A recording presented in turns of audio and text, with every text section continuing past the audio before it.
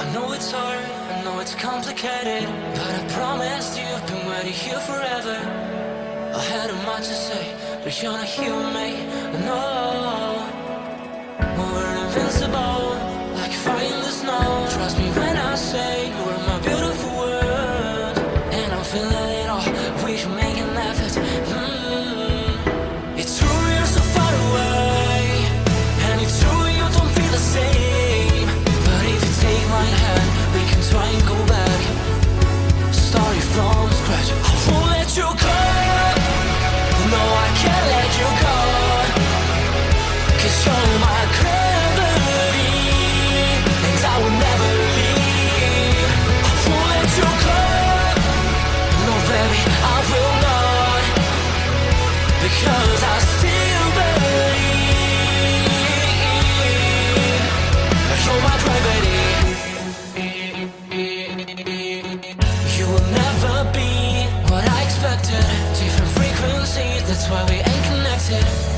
You know I will make it through, I got nothing to lose but you. It's true you're so far away, and it's true I can feel the same. It's another day, you know you want me to stay, but I go my way. I won't let you go, no I can't let you go, 'cause you're my gravity, and I will never leave. I won't let you go, no baby I will not, because I still believe.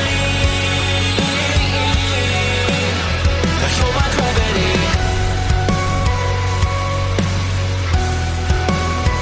You're my gravity.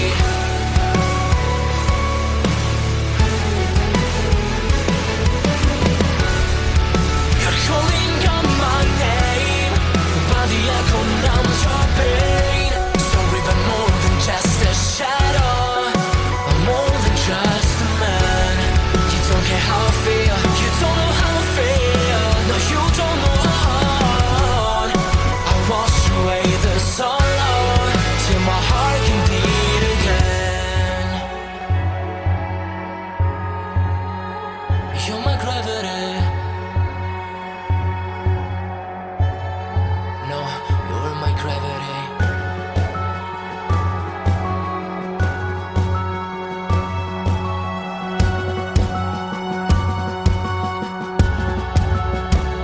I will let you go, the only thing that I know. You were my gravity, but now I have to leave. I will let you go. Why do you feel that I want? What do you think that I want? I know how to breathe into my gravity, into my gravity, into my gravity, into my gravity, into my gravity. I know it's hard, I know it's complicated, but I promised you I've been waiting here forever. I had a much to say, but you're not here with me, no. We're invincible, like fire in the snow. Trust me when I say you are my beautiful world, and I'm feeling it all, we should make an effort. It's true you're so far away, and it's true you don't feel the same. But if you take my hand, we can try and go back, starting from scratch. I won't let you go, no I can't let you go, 'cause you're my gravity, and I will never leave. I won't let you go, no baby I will not.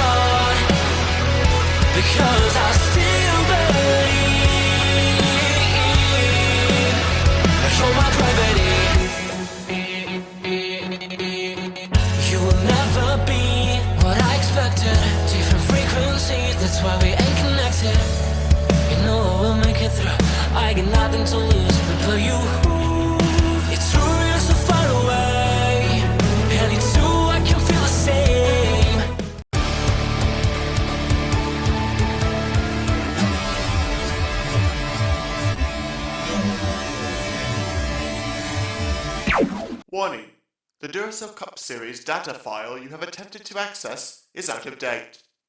Uploading current file now. It's a brand new car from stem to stern, and it's never been raced at these speeds. The next gen car is opportunity. Everything is different with the exception of like the seat, the steering wheel, and your helmet.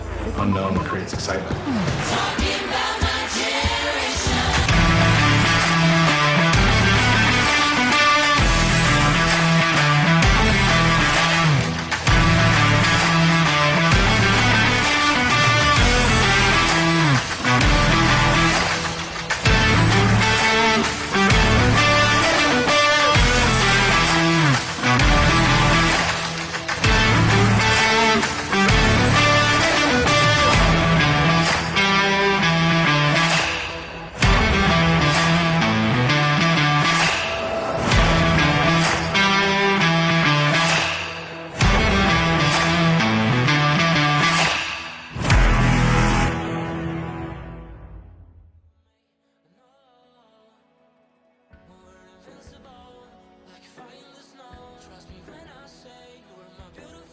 Good afternoon, ladies and gentlemen. Welcome here as we get set for the 21st race of the 7th season of the NNSCRA Duracell Next Gen Cup Series, live from the Kentucky Speedway. Including this afternoon, 6 more races remain on the regular season schedule until we determine 16 drivers that will battle for the championship, 10 via top 10 in points, 6 via wildcard spots, and the conversation surrounding both of those specific areas very hot and heavy after last week's huge point shakeup at the conclusion of our international race in Suzuka.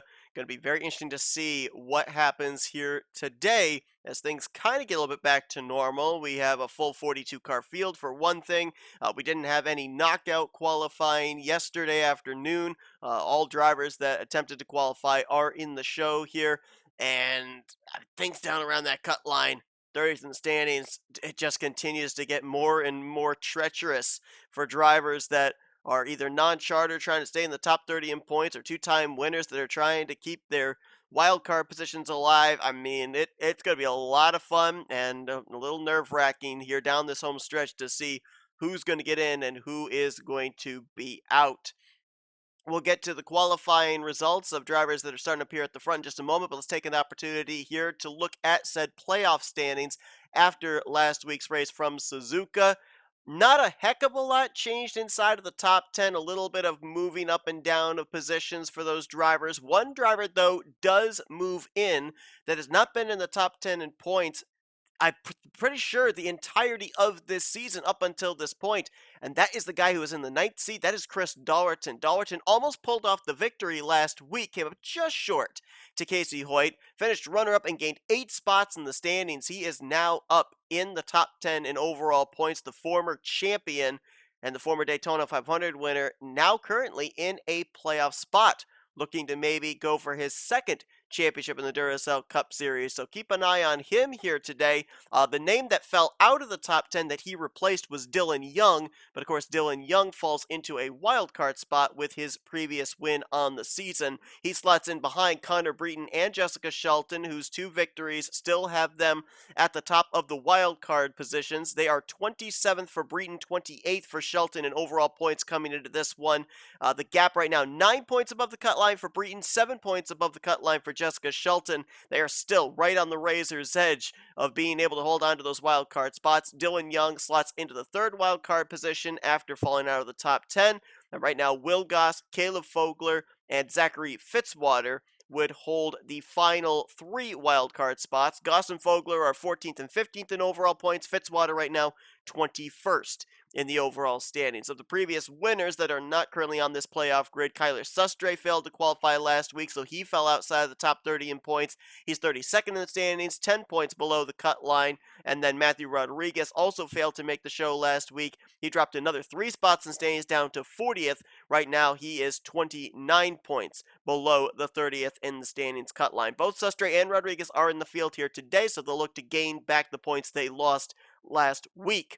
Well, Anthony McCrory trying to stop a huge skid that he has been on really ever since the All-Star race break. McCrory for a time was up inside the top 15 in points. We were thinking that with the momentum he was having for the last couple of weeks, he was actually going to be able to make his way up potentially into the top 10 of the point standings. But all of a sudden, he hit a huge bump in the road. He has continued to free fall through the standings. He failed to qualify last week as well, so he comes into this race 26th in overall points. He still has, believe it or not, a mathematical shot of getting up into the top 10 in the point standings, but he'd love to go coast-to-coast pole to win here because a victory would certainly put him right into the center of a wild card spot.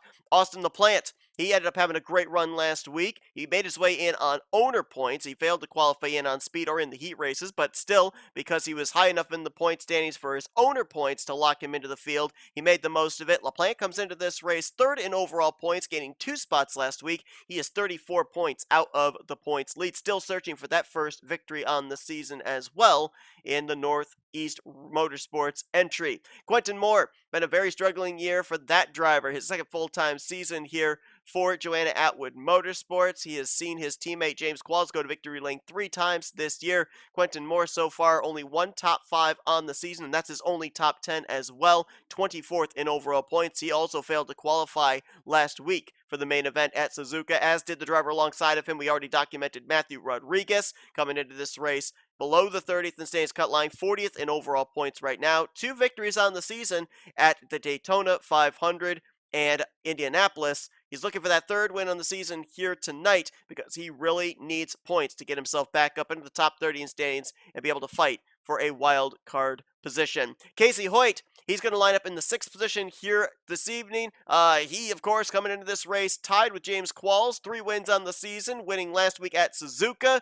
Casey Hoyt, a lot of momentum on his side, and subsequently he comes in the points leader, 4 points over Rob Evans. Good starting track position as he made his way into the Fast 5, or the Fast 10, I should say, yesterday to try and run for the pole. We'll see if he can grow his points lead even more over Rob Evans, as it's still a battle between those two right now as to who could maybe be the regular season champion at the conclusion of the remaining 6 races and get those valuable bonus points heading into the postseason. All right, we've covered most of the top stories. We'll be covering some more during the course of this action, but it's time to get these cars rolling off, and we're going to go down trackside for those most famous words in motorsports.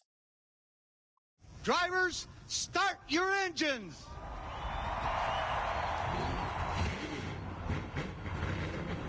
Just like when we talk about the transporter. At the end of pit road, the last pit box is a timing line.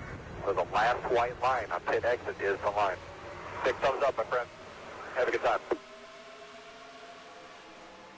Right side of your screen, you see the starting lineup for this afternoon's 42-car field. Anthony McCrory going to be looking to go back-to-back here at Kentucky for the Mazda manufacturer. Kentucky was where Nick Gunther picked up one of his 4 wins last season. Other previous winners that are in the field here from Kentucky include Nathan Ormond, Matt Haas, and Benjamin Miles. James Shelley won the inaugural race here back in Season 1 when Kentucky was actually in the first half of the regular season. After Season 2, it was moved down to the latter half of the second half of the regular season. And the other former winner here back in Season 5, former champion Jordan Lopez. 67 laps await us here today. Pit road may again be a factor. I keep saying that, it seems, every single week, but it has definitely been the X factor down this home stretch, as Anthony McCrory's Mazda and Austin LaPlante Chevrolet get us underway in the Bluegrass State.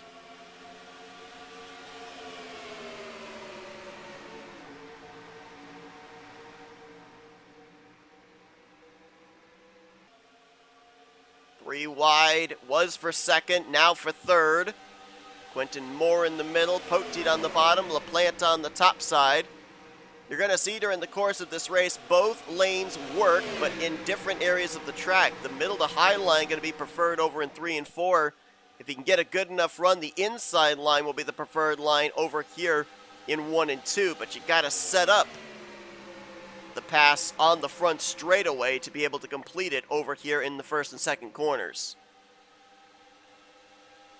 Anthony McCrory with a very valuable lap-led bonus point. Has them fanned out behind him. Laura Chung shooting the middle. Quentin Moore way up on the top side. You see LaPlante able to shoot the gap between Poteet and Moore, as he'll look to move into the third spot. Chung in control of the runner-up position.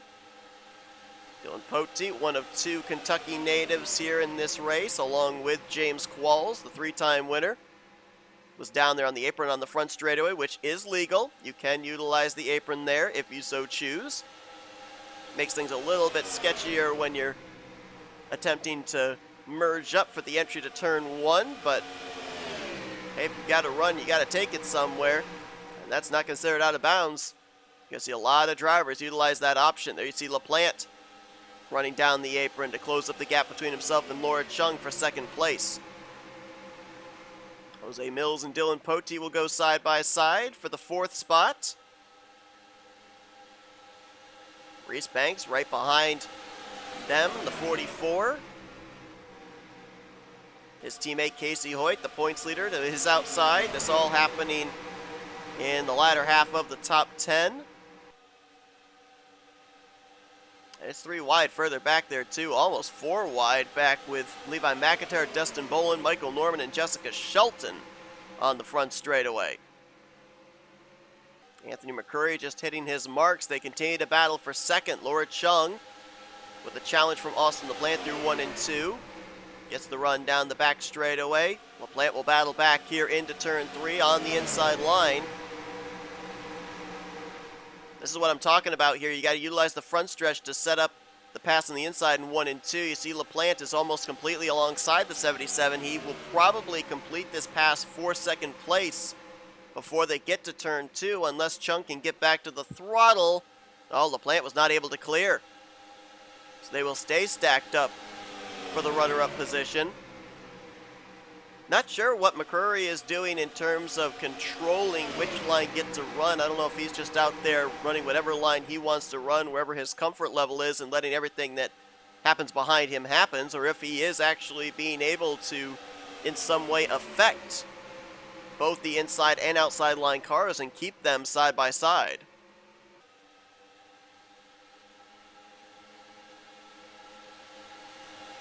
Mills taking a look there to go 3 wide. Putting Quentin Moore in the middle. Quentin had to lift and almost had Matthew Rodriguez into his left rear quarter panel.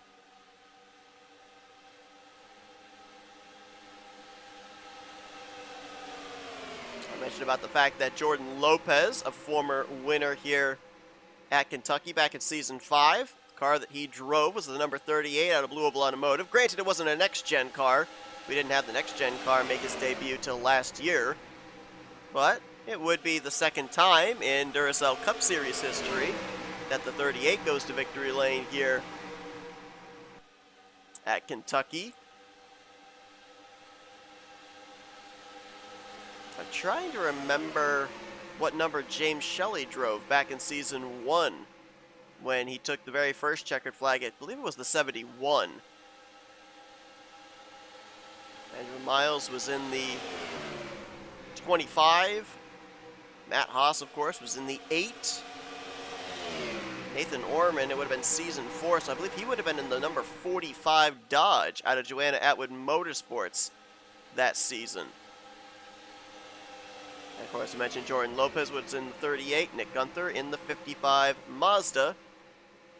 Perhaps the same car that he's got in the field here this afternoon. Right now, though, he is mired towards the back, currently in the 33rd position. But this is where we could end up seeing pit road come into play as well. I mean, we're into a bit of a green flag run here. Field, at least up towards the front, starting to space out a little bit. Still stacked up double and 3 wide, middle to the rear of the field.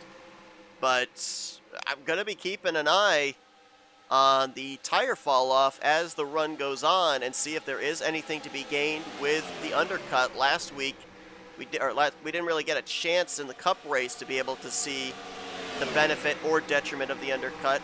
We didn't really have... did we even have it? No, we didn't have a cycle of green flag pit stops. We had cautions come out either just before or during when we were expecting to maybe see a pit stop cycle. The lights race, we did end up seeing a couple of green flag pit stop cycles, but it ended up being the driver that stayed out the longest gained the track position. So it kind of took everything that we knew about the advantage of the undercut and completely flip reversed it. It'll be interesting to see if we kind of get back to the normal thought process of what we believe the undercut can do here this week. I'm looking right now, and we're, what, 13 laps in, 12 completed laps, lap 13 on the boards. Laura Chung puts the pressure on Anthony McCurry. I don't think Chung's going to be able to complete the pass. Anthony's going to have the preferred lineup here on the high side into 3. But, ooh, maybe not. LaPlante just stuck his nose there in the middle. This is going to be interesting off of 4. Chung's going to have to back out. McCurry barely leads that lap over LaPlante, but I think LaPlante might have the preferred lane down here on the inside into 1, and he will. First lead change, going to be on lap 13.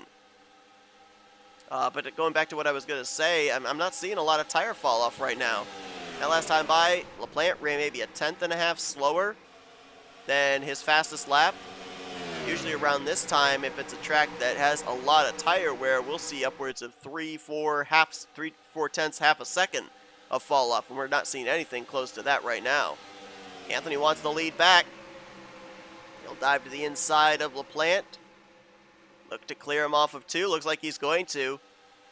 Well, able to get back to the throttle right there. Ooh, is he going to go up? I don't know why he didn't move up.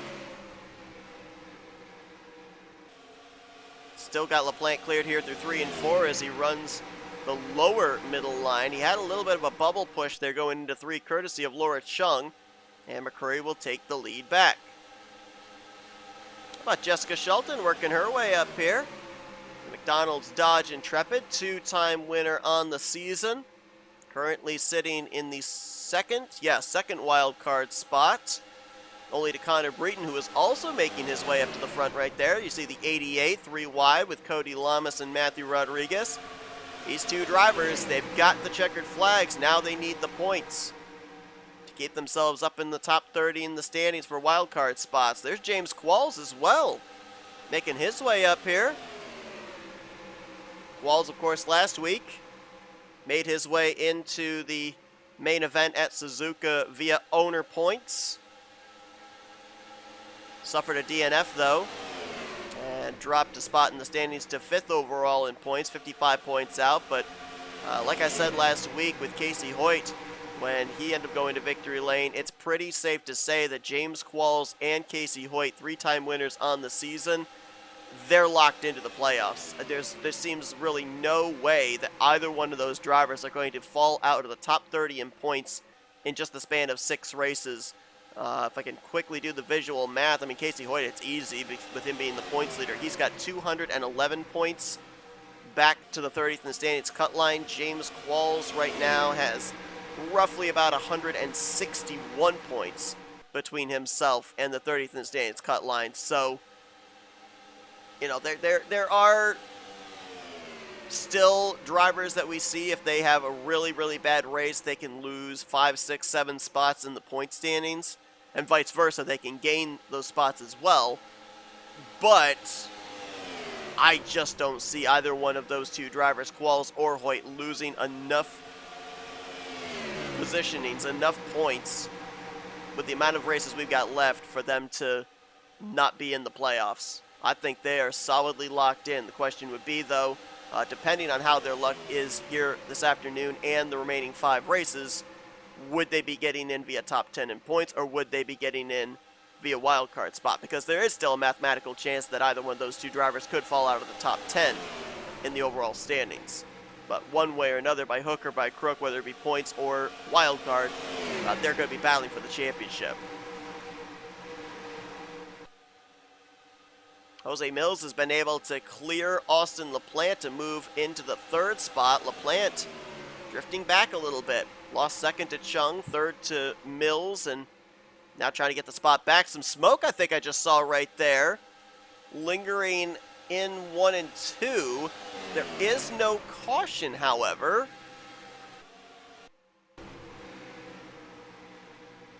Someone may have gone for a half spin or something. I'm pretty sure that was smoke I saw. Let's Go back to the front here and watch them as they go through 1 and 2. Maybe that was the lights coming on. Maybe that was the glare of the lights. Let's see if we see it again here. Oh, that's the lights. Okay.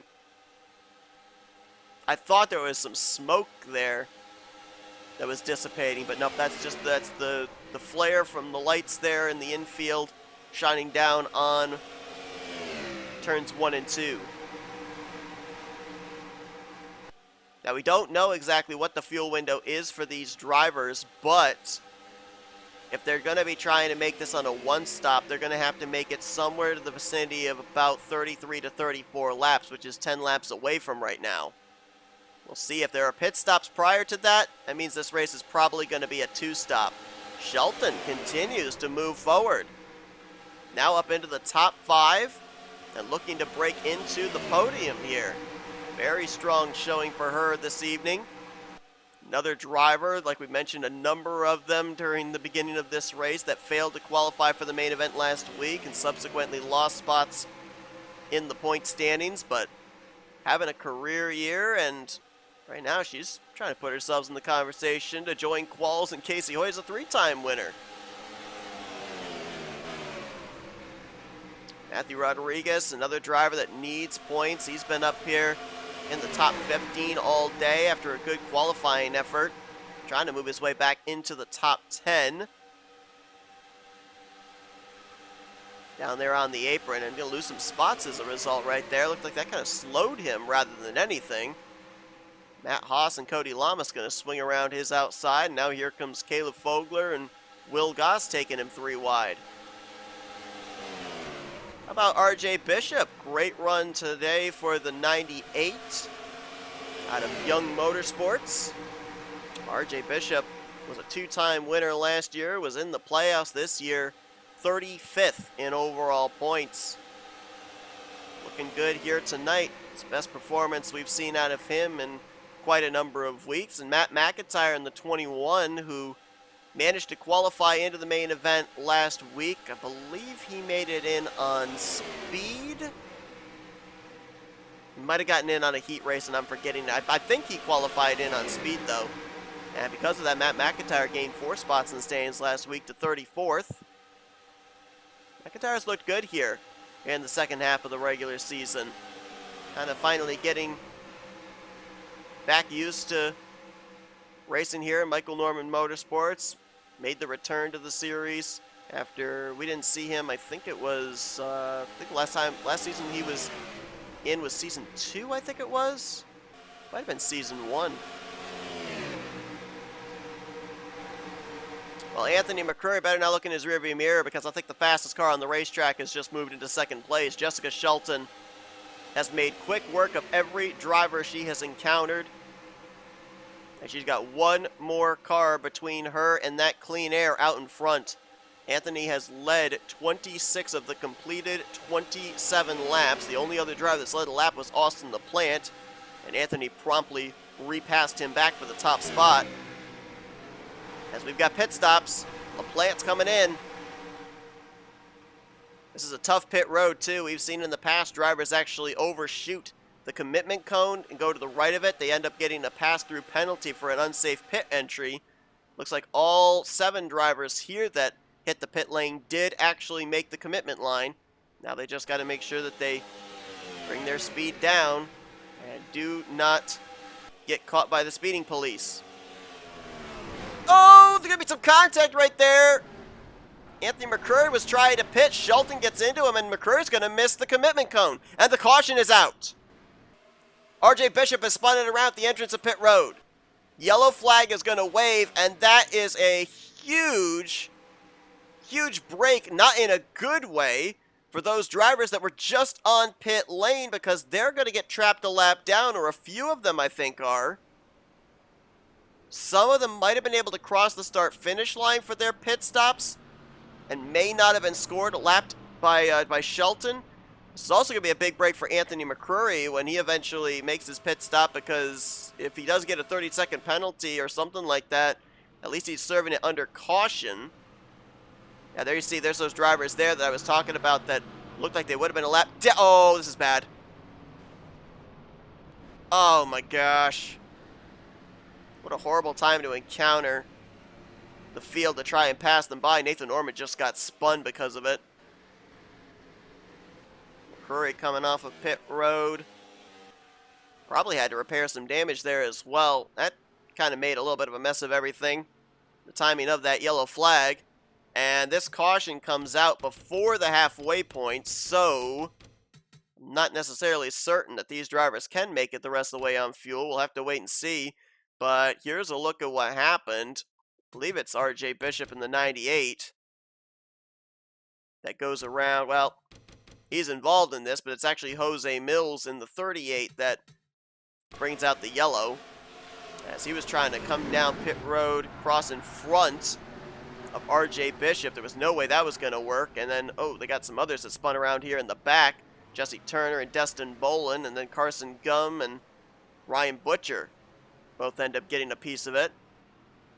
And you saw RJ Bishop was sideways there at the entrance of pit lane. He was the one that slid into, or got chopped off, got his nose chopped off by Jose Mills, and I believe he and James Qualls get together. Right there, Qualls going to get him in the right rear quarter panel. So if the Mills spin wasn't going to bring out the caution, then the RJ Bishop spin back up towards the racing surface certainly was. We have to kind of wait and figure all this out as to who is where after the cycle of pit stops. It looks like, well, we're still going to wait because scoring is still in the process of updating itself.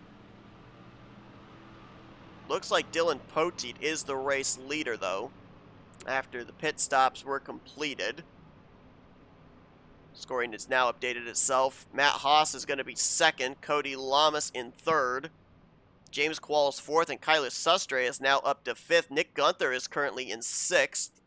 Seventh place would be Chris Dawerton, Joshua Osborne 8th, 9th Caleb Fogler, and 10th Connor Breton. The top 10 completely changed with the timing of that yellow. Now, Will Goss and Levi McIntyre, they both got scored a lap down at the timing of the caution, so they were not able to go around and get their lap back like some other drivers were, like Laura Chung and Reese Banks, Quentin Moore, and Carson Gum and Reggie Fogelman. So they will start on the tail end of the lead lap in front of the race leader, Dylan Poteet. Jessica Shelton, who was the leader when the pit stops were taking place, she's going to restart all the way back in 12th. And Anthony McCrory, who led the first 27 of the first 28 laps, is going to restart all the way back in 24th position after he did indeed serve the 30-second penalty under this caution period. So after the incident, all 42 cars are still running. At this time, all 42 on the lead lap, though 2 of them right ahead of the race leader. Looks like Daniel Voiles and Jose Mills both came back down pit road under this caution period for an extra pit stop. Mills, I would assume, would be for maybe a little bit more damage repair, as he was involved in the incident. Daniel Voiles, not certain exactly what the reasoning would be for his extra pit stop, but they were both going to start towards the tail end of the field anyway, so taking the opportunity to come down and maybe make an adjustment, maybe get a little bit more fuel, because that still could be a concern here. We're going to have to wait and see. But that caution did not help a number of drivers, including Anthony McCrory, also Matthew Rodriguez, who's going to be back in the 34th position, and Austin LaPlante, who's been up in the top 5 all day, is restarting back in 33rd. So the caution hurt some, and it helped some. And now sets us up for a very interesting second half of this race, leading to the question, can they make it the rest of the way on what they've got in the tank? Dylan Poteet lines up third on this restart, but he is the race leader and will take the green flag. Single file restart as well, not a double file start like we had at the beginning of the race, so it will take a little bit of time for these drivers to maybe get back to the double wide and 3 wide that we saw in the early going. Poteet going to make quick work of Levi McIntyre, put him back a lap down. He's Got Will Goss up ahead still to deal with. Matt Haas trying to get by the now lap machine of McIntyre, and it's going to stack things up from second place on back. Cody Lamas, Nick Gunther right there as well, last season's winner. We're going to go back-to-back here at Kentucky. He was a driver that benefited from that caution flag for sure. Same for Chris Dollerton, who we'd mentioned last week. For the first time this season, jumped up into the top 10 in overall points, and now he's up in the top 10 here in the running order. Poteet not able to complete the pass on Will Goss, at least just yet. Matt Haas with a bit of a run there on the front straightaway. Can he get to the right rear quarter panel of Poteet and make a challenge on the upper groove through 1 and 2? Nope, he'll move down behind Poteet. Stop the momentum, put a little bit of dirty air on the nose of the Florida Panthers Chevrolet Camaro of Cody Lamas. Kyler Sustre benefited from the timing of that yellow flag. Of course, I mentioned Sustre coming into this race below the top 30 in points, 10 points out. Change of fortune for him. New look on that car as well. The announcement that Kyler Sustre is returning next year in a full-time capacity. Looking for a charter to be able to lock himself into every race next season. A little bit of maybe a debut look of what we might see out of that car in Season 4 as Dylan Poteet going back to the inside of Will Goss. Again, not for position. Will Goss is on the tail end of the lead lap trying to stay there and maybe hopefully catch a caution. Put him at the tail end of the field. Another driver that benefited from the timing of that yellow flag. How about Ryan Brommer? Brommer right now in the 7th position.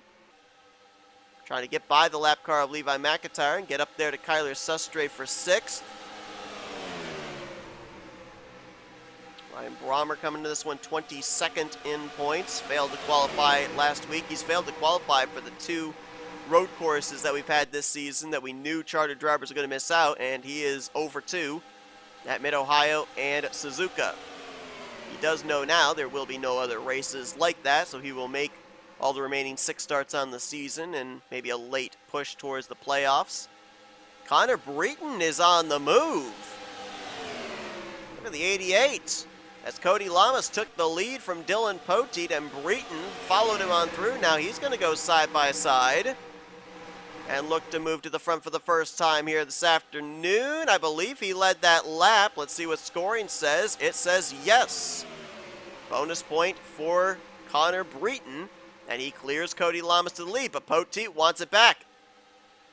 How about this? You can't script this. The 2 Kentucky guys. 1-2 on that inside line. Poteet in the 31, Qualls in the 70. Trying to get themselves a hometown win here at the Kentucky Speedway. Another driver that I'm noticing back there having a good run is the 28, Caleb Fogler. Former champion, former winner on the season, 15th in overall points. Currently in the 3rd wild card spot for the playoffs coming into this one. And he just broke into the top 10 right in front of Joshua Osborne in the 27. So a couple of the Joanna Atwood Motorsports Chevrolets looking good here this afternoon, as I believe we had a lead change. Dylan Poteet took the lead. No, I'm sorry, he did not take the lead. He got by the lap car of Will Goss. Breton's still the leader. Poteet trying to put the pressure on him.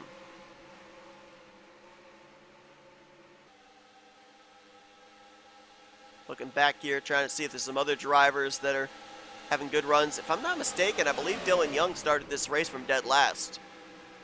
And he is trying to get up here into the top 15. So another driver that benefited gaining track position with the timing of our only yellow so far this afternoon. And S3 Motorsports is looking good right now because Shelton's made her way back up here. But look at this, Charles Samper and Kyle Matthews as well.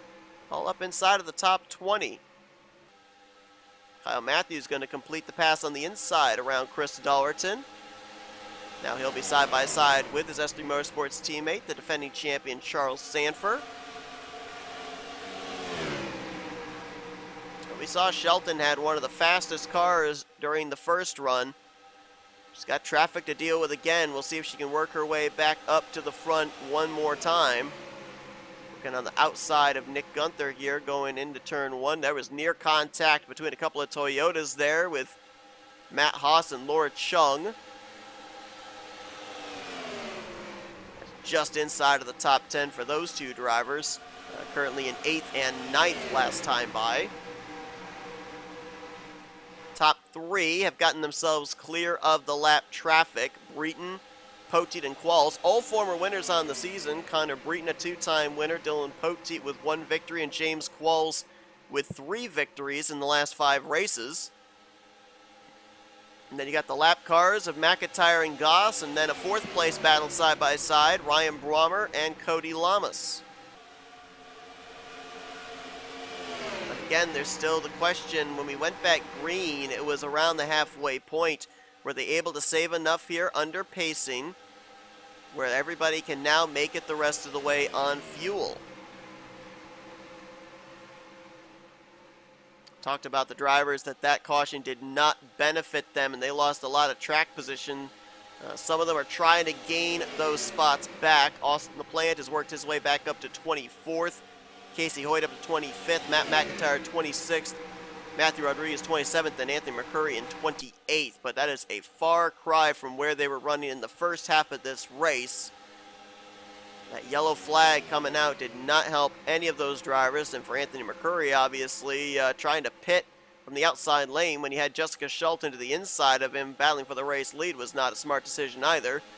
And it cost him valuable time, a 30-second penalty on pit road. Granted, he got the benefit of being able to serve it under caution rather than under green, where he would have certainly fallen a lap down. But he was looking like one of the favorites here this evening to maybe pick up his first career win in the Duracell Cup Series after starting from the pole position. Well, Dylan Poteet tried to make the move there on Breton, but now Qualls will look for the second spot. Cody Lamas trying to get by the wall of lap cars there so he can make it a 4-man fight up here at the front. Cody still looking for his first win on the season. 31st in overall points coming into this one. He'll at least, I believe, if he continues to run where he is, move back into the top 30 in overall points. If he's able to win tonight, then he would obviously put himself potentially in a wild card spot. Well, Casey Hoyt last week became the first rookie in the Duracell Cup Series to go to victory lane a total of 3 times. We've had multi-time winners for rookies in the past, but we've never had one pick up 3 victories. Most we've had has been 2. Connor Breton, if he's able to continue to hold Dylan Poteet and James Qualls in his rearview mirror, he would then become the second rookie to be a 3-time winner here this season. Poteet looks like he is a little bit stronger. Just doesn't have the clean air to the nose to be able to make the pass on Connor Breton. Let's see if we can set something up down here into turn 1.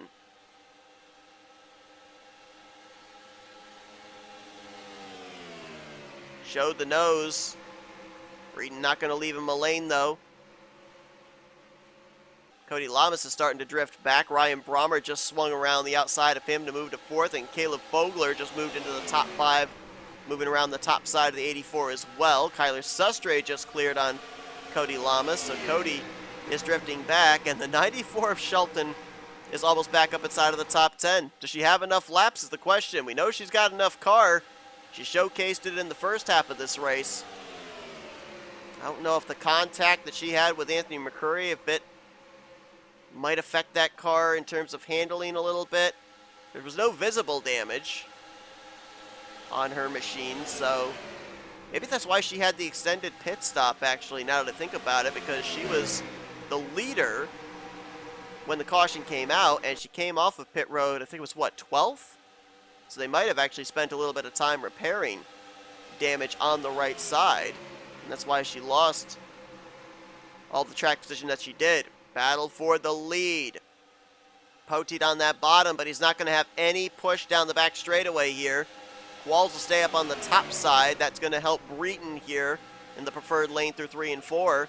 And James Qualls might utilize this to swing around Dylan Poteet maybe for second. Nope, Poteet's going to hang on to the runner-up spot for the time being. Now Qual's going to cross down to the inside of Poteet. Going into turn 1 for second place. Poteet with a nice arc, though, going to get back to the throttle, and he's going to actually pull away from Qualls down the back straightaway. 3 wide behind them. Caleb Fogler trying to get to the inside of Levi McIntyre. He's trying to get up there in battle for 4th with Ryan Brommer. Now Cody Lamas, who was the victim of being freight trained around the outside a couple of laps ago. Now he's going to swing around the outside of Caleb Fogler and move up into the 5th position. Walls again tried the inside. Doesn't look like that car wants to stick on the inside of 1 and 2. Poteet with the run through the center of 1 and 2 down the back straightaway. We'll see what he can do with it as he tries to close in on Breton. Runs about a half groove lower. Breton trying to put his right sides up in that dark gray. Get that nice exit off of 4 onto the front straightaway. Still 12 laps to go. A lot can happen between now and the finish, including the possibility, as we mentioned, of do these drivers have enough fuel to get to the end? Jose Mills, I heard the idling engine. He's a little more than a straightaway ahead of these drivers. He's got that back end damage after he spun up into the outside wall. Our only caution of the day, right in the middle of what was going to be our first cycle of green flag pit stops. Mills, the last car on the lead lap, in the 40th position. As Qualls again tries the bottom, cannot get the run he wants through the center. And now Ryan Brommer trying to get by the lap car of Will Goss, who's now going to dive to the inside of James Qualls. And the 11 and the 99, they're racing up here with the lead lap cars like they have something to race for, which they do. If they can get up here to the front, be on the tail end of the lead lap, and the caution comes out, they would then be able to cycle to the tail end of the field and maybe pick up a little bit of ground, a couple of spots in the closing stages. As right now they are slated with Goss in 41st and Levi McIntyre in 42nd, the only cars that are currently off the lead lap. I think we got some drivers pitting. Jose Mills in the 38 is coming down pit lane. That might have been just to get out of the way of the race leaders. Nope, I'm seeing more drivers are pitting. The 44 of Reese Banks has come into the attention of his crew. So these drivers must not have been able to make it on fuel. And they're cutting their losses here, getting ready for pit stops with less than 10 to go. Quentin Moore is on pit lane. Daniel Voiles is on pit lane. There is Banks leaving the pit road. The first one to make the dive. Thought Poteet might be coming in this time, but nope, he stays out. Will Goss, lap car's coming in. So is Levi McIntyre. Somebody came down behind them, though. That might have been Cody Lamas in the 84. Hopefully they all make it onto pit road safely this time, and we don't have another yellow, because I'd love to see how this cycles out. We're all single-filed here, all spread out, so we should be able to make these pit stops safely. Breton's coming in this time, along with Poteet, Qualls, Ryan Brommer, Laura Chung. Looks like just about everybody on the lead lap's coming in this time. Nope, one stayed out. That was Michael Norman. So strategy call for the 22. Michael Norman, 20th in overall points coming into this one. Needs a victory right now to get himself into the wild card conversation. Needs points to get himself up maybe into a top 10 in the standings conversation. And he's coming in this time. Let's see if that extra lap on the racetrack, if that translates to positions gained or lost. Who cycles out with the lead?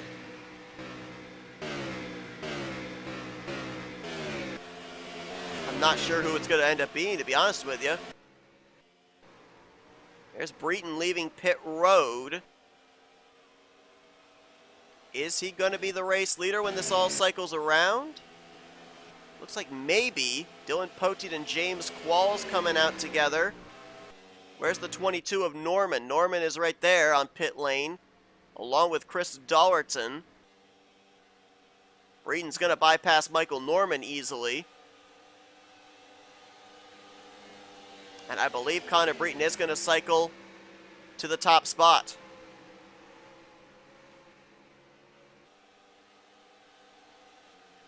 Dylan Dylan Poteet will be second. James Qualls will be third. Looks like maybe Michael Norman be fourth, although I think Shelton's about to swing around him for that spot. Caleb Fogler now going to try and take fifth from Michael Norman, as Poteet and Qualls going to try and work together along with the lap cars of McIntyre and Goss to reel in Connor Breton, who is indeed the race leader. Breton's got the slower car of Jose Mills to deal with, and we've still got 4.5 laps to go. Breton going to try to look to the inside of Jose Mills. It's not going to work. And there are more cars behind in that other pack.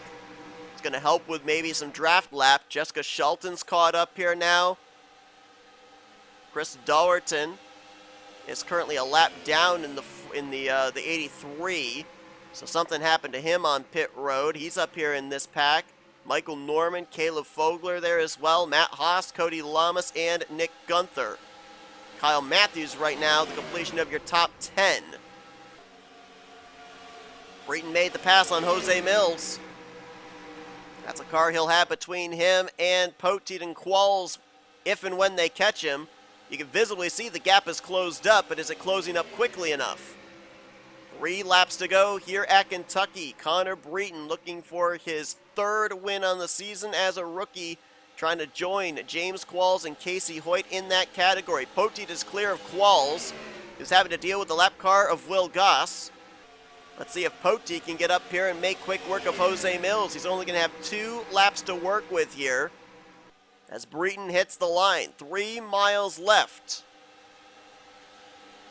Well, last year, the 88 car was fielded with rookie Jack Dunnard behind the wheel. He went to victory lane once that year at Phoenix. It was enough to get into the playoffs, and he eventually found himself at Michigan in the Final Four competing for the championship. Connor Breton this season has been able to find victory lane twice, and now coming into this race in the number 1 seed for the wild card is going to see the white flag, looking for his 3rd checkered flag on the season. Dylan Poteet is completely boxed in there with Mills in front, Will Goss to his outside. Mitchell Collins in the 33 going to be in front of Breton, but he's got a lap car between himself and Poteet, so he doesn't really have to panic. And out of turn 4 for the final time, Connor Breton is going to find victory lane for the 3rd time in his career. Takes the checkered flag here today at Kentucky Speedway.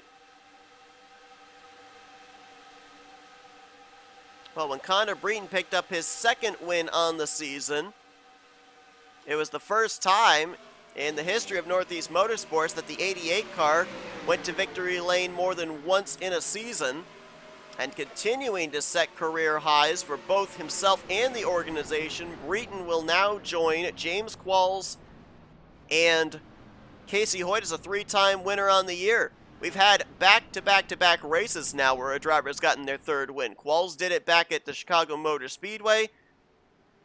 I'm sorry, New Hampshire Motor Speedway, I should say. And then last week at Suzuka, it was Casey Hoyt. And this week at Kentucky, it is Connor Breton.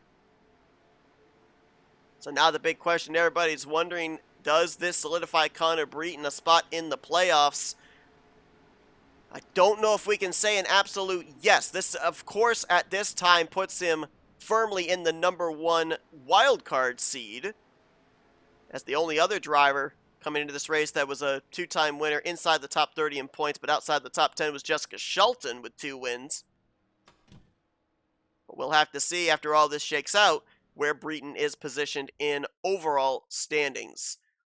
But he will pick up the win over Dylan Poteet and James Qualls. Good podium finishes for the Kentucky natives there. Jessica Shelton, honestly, I think she had the strongest car of the entire race, and she's going to bring it home in the 4th position, but kind of what might have been if we hadn't had that yellow flag. Michael Norman, great run for him here tonight, as he'll bring it home in the top 5. Caleb Fogler will be 6th, 7th for Matt Haas, who really needed a good points evening. Same for Cody Lamas in 8th. Nick Gunther, who won this event 1 season ago, will bring it home in 9th. That, I believe, is only Nick's 2nd top 10 on the season. And Kyle Matthews is going to bring it home in the 10th position. So you've got a pretty good flock of drivers right there from 7th through 10th who really needed good points nights here this evening. Austin LaPlante, another driver that probably should have finished top 5 this evening. He's going to bring it home in 11th. Keith Batson, didn't talk about him today, but a good run in 12th. Batson trying to make his way back up into the top 10 in overall stands. He might have been able to do that with that run. Joshua Osborne, 13th, 14th for Charles Sanford, and Dylan Young will bring it home in the 15th position. We talked about that caution really messing up a few drivers. Casey Hoyt amongst them. He's going to finish back in 25th, and Rob Evans will finish in 16th. So the flip-flop continues between those two for the overall points lead, as it looks like now Rob Evans will have the points lead heading into Homestead next week. Looks like roughly 5 points I think he'll have over Casey Hoyt in next week's event. Rest of the top 20 were Ryan Brommer, RJ Bishop, Matthew Rodriguez battled back for 19th. Don't know if that'll be enough to move back up in the top 30 in points or not. We'll have to wait and see. And Zachary Fitzwater, who came in the last driver in the playoffs via a wildcard spot, will bring it home in the top 20. As I said, the time of that caution, though, really messed up a bunch of drivers and their possibilities of having good finishes here this evening. One of them, obviously, as we already documented, being Casey Hoyt. You also see Kyler Sustre back there in 27th, Matt McIntyre back in 29th, Laura Chung in 33rd, and Anthony McCurry, who started on the pole, back in 37th place. Far cry from where those drivers were projected to potentially finish based on what we saw in the first half of this race. The caution, the green flag pit stops, the wreck that took place, the timing of that yellow, really messing up strategy for a number of drivers. We end up having all 42 cars actually finish this race, but 4 of them did not finish on the lead lap. Jose Mills, Will Goss, Levi McIntyre, and Chris Dollerton. For Will Goss, he's been on a bit of a downhill skid as of late. It'll be interesting to see where he's positioned after this. And Levi McIntyre, who was 15 points ahead of the cut line of 10th in the standings. The former winner from Pocono may drop out of the top 10 in points, so we may see him in the wild card positioning heading into next week. We'll have to wait and see how it all calculates out here in just a few moments, but thank you all for tuning in to today's race from Kentucky. If you enjoyed it, be sure to give this a like, subscribe part of the crew today. We have shown you your full fissure results, and you are now looking at said point standings. 3 three-time winners on the season. Walls, Hoyt, and now Breton, as drivers are making those moves for those last-minute solidifying spots in this season's playoffs. But we'll see you guys next week from the Homestead Miami Speedway. It's just the Cup cars next weekend with pole day qualifying on Saturday and the race on Sunday at 1 p.m. Eastern Standard Time. Be sure to join us for that. But until then, I'm Seth Cole, and you've been watching another broadcast courtesy of NNSCRA TV, offline racing at its best.